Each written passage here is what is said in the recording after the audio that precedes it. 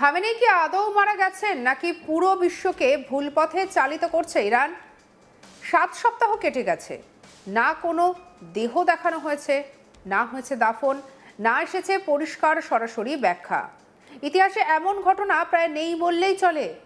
আর এখানেই শুরু হচ্ছে সবচেয়ে বড় প্রশ্ন, এটা কি শুধুই মৃত্যু নাকি সুপরিকল্পিত একটি গোপন অপারেশন?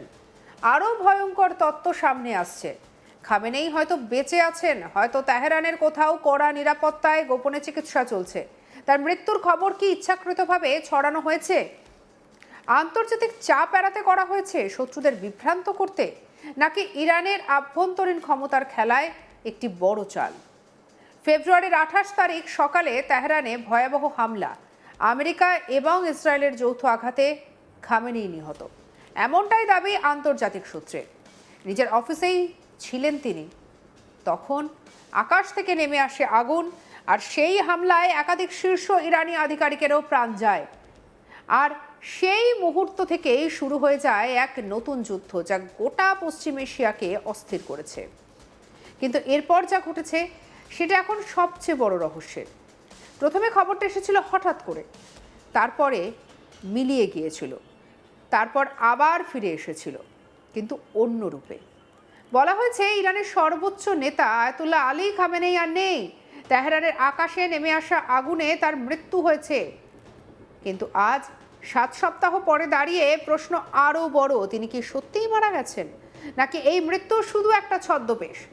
কারণ একটাই, দেহ নেই, না কোনো ছবি, না কোনো ভিডিও, না কোনো শেষকৃত্য। একটি রাষ্ট্র, যে রাষ্ট্র প্রতিটি প্রতীককে শক্তি হিসেবে ব্যবহার করে, সেই রাষ্ট্র হঠাৎ করে এত নীরব কেন? এই নীরবতাই এখন সবচেয়ে বড় প্রশ্ন তুলেছে। ফেব্রুয়ারির শেষ সকাল, তেহরান তখনও পুরোপুরি জেগে ওঠেনি, কিন্তু কয়েক মিনিটের মধ্যে আকাশ ছিঁড়ে নেমে আসছে একের পর এক আঘাত। লক্ষ্য শহরের সবচেয়ে সুরক্ষিত অঞ্চলগুলির একটি। সেই সময় খবর ছড়িয়ে পড়ে একটি নির্দিষ্ট কমপ্লেক্সে আঘাত করা হয়েছে, যেখানে দেশের সর্বোচ্চ গুরুত্বপূর্ণ ব্যক্তি অবস্থান করছেন। কয়েক ঘন্টার মধ্যে আন্তর্জাতিক মহলে দাবি ওঠে খামেনেই মারা গেছেন, কিন্তু ইরান চুপ। না কোনো নিশ্চিতকরণ, না কোনো অস্বীকার, শুধু এক অদ্ভুত নিয়ন্ত্রিত নীরবতা। আর সেখান থেকেই শুরু হয় প্রথম সন্দেহ। প্রায় 2 মাস হতে চলল, অথচ খামেনেইয়ের দেহ এখনও সমাধিস্থ হয়নি। ইসলামের নিয়ম অনুযায়ী সাধারণত মৃত্যুর 24 ঘন্টার মধ্যেই সমাধিস্থ করা সম্পন্ন হয়। আর সেখানে এতদিন ধরে দেহ অমীমাংসিত, এটা শুধু অস্বাভাবিক নয়, প্রায় অবিশ্বাস্য। সরকার চুপ, কোনো স্পষ্ট ব্যাখ্যা নেই। শুধু একটি ধর্মীয় সংস্থা জানিয়েছে সমাধিস্থল এখনও চূড়ান্ত হয়নি। এই যুক্তি অনেকের কাছেই অজুহাত বলে মনে হচ্ছে, কারণ ইরানের সর্বোচ্চ নেতার জন্য জায়গা খুঁজতে এত সময় লাগবে, এটা কি বিশ্বাসযোগ্য? এখান থেকেই শুরু হচ্ছে একের পর এক অন্ধকার তত্ত্ব। প্রথম তত্ত্ব, মৃত্যুই হয়নি। অনেকেই দাবি করছেন যে খামেনেই গুরুতর আহত হয়েছিলেন, কিন্তু মারা যাননি। তাকে গোপনে কোথাও সরিয়ে নিয়ে যাওয়া হয়েছে। তার মৃত্যুর খবর ছড়ানো হয়েছে একটি কৌশল হিসেবে শত্রুদেরকে বিভ্রান্ত করতে। যদিও শত্রুপক্ষ মনে করে নেতৃত্ব শূন্য, তাহলে তারা হয়তো ভুল পদক্ষেপ নেবে, এই হিসেবেই কি এই নাটক? দ্বিতীয় তত্ত্ব, দেহ লুকানো হয়েছে। কিছু সূত্রের দাবি হামলায় দেহ এতটাই ক্ষতিগ্রস্ত হয়েছিল যে প্রকাশ্যে আনা যায়নি। তাই সরকার সময় নিচ্ছে কিভাবে এই পরিস্থিতি সামলানো যায় তা ঠিক করার জন্য। কিন্তু প্রশ্ন হলো, এতদিন ধরে তা গোপন রাখা কি সম্ভব? তৃতীয় তত্ত্ব, আভ্যন্তরীণ বিশ্বাসযোগ্যতা সবচেয়ে ভয়ঙ্কর অভিযোগ। খামেনেইয়ের মৃত্যু কি আদৌ বাইরের হামলায়, নাকি ইরানের ভেতরে কেউ তাকে সরিয়ে দিয়েছে?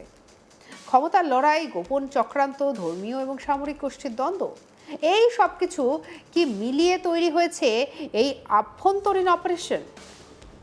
এই তত্ত্বটাই আরও জোরালো হচ্ছে, কারণ এত বড় ঘটনার পরেও কোনো স্বচ্ছতা নেই, না কোনো ছবি, না কোনো ভিডিও, না কোনো শেষ শ্রদ্ধা জানানোর সুযোগ। একজন সর্বোচ্চ নেতার ক্ষেত্রে এটা প্রায় নজিরবিহীন। এবং চতুর্থ তত্ত্ব, সময় কেনা হচ্ছে। খামেনের মৃত্যু মানেই সময়ের বা ক্ষমতার শূন্যতা। কে হবেন পরবর্তী সর্বোচ্চ নেতা, এই প্রশ্নে ইরানে ভেতরে ভেতরে একটা টানাপোড়েন চলছিল, এমনটাই মনে করছেন বিশেষজ্ঞরা। তাই সরকার সময় নিচ্ছে, পরিস্থিতি স্থিতিশীল, না হওয়া পর্যন্ত সমাধির প্রক্রিয়া বিলম্বিত করছে।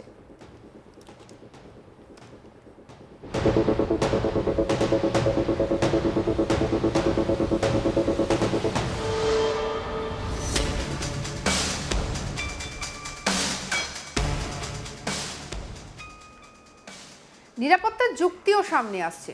বিশাল জনসমাগমে অন্ত্যেষ্টিক্রিয়া আয়োজন করলে তা হামলার লক্ষ্য হতে পারে। 1989 সালে আয়াতুল্লাহ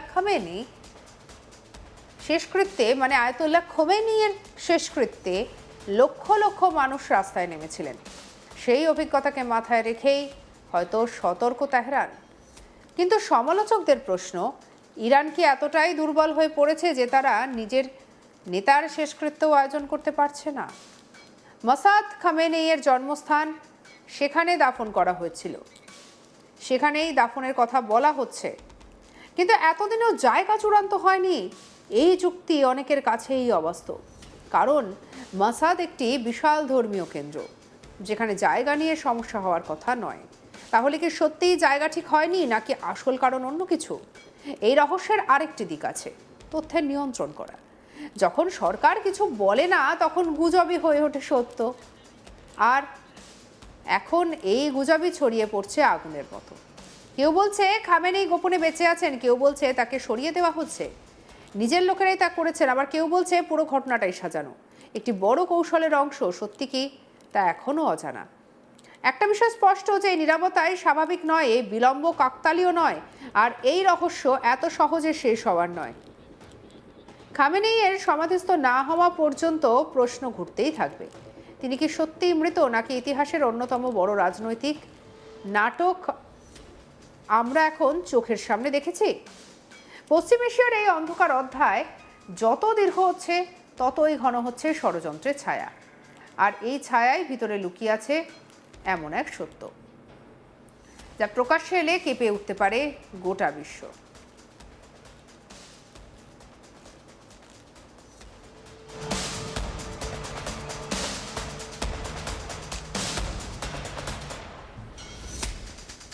বর্তমানে এই রহস্যটাই যেন চলছে। আয়াতুল্লাহ আলী খামেনেই কি আদৌ মারা গেছেন? তার শেষকৃত্য সম্পন্ন হলো না, কোনো জায়গা ঠিক করা হলো না, 7 সপ্তাহ পেরিয়ে গেছে, তাহলে কি তিনি বেঁচে আছেন? এমন তত্ত্ব জোরালো হচ্ছে। এত বড় ঘটনার পরও কোনো স্বচ্ছতা নেই, না কোনো ছবি, না কোনো ভিডিও, না কোনো শেষ শ্রদ্ধা জানানোর সুযোগ। একজন সর্বোচ্চ নেতার ক্ষেত্রে এটা প্রায় নজিরবিহীন।